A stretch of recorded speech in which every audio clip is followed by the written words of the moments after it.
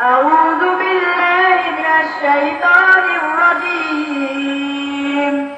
بسم الله الرحمن الرحيم الرحمن علم القرآن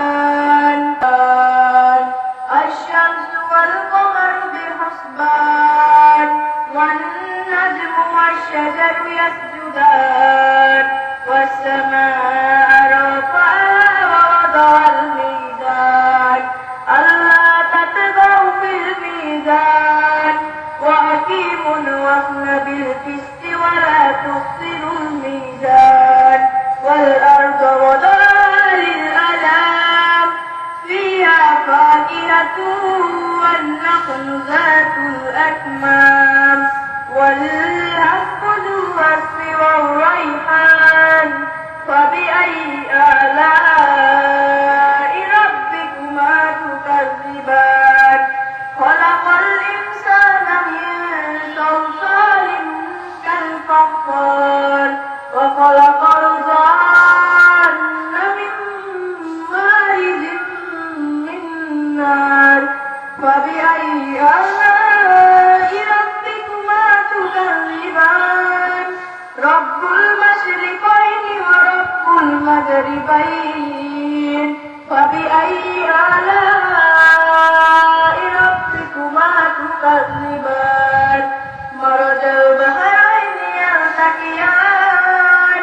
بينهما برزخ لا يبغيان فبأي آلاء ربكما تكذبان يخرج منهما اللؤلؤ والمرجان فبأي آلاء ربكما تكذبان وله الجوار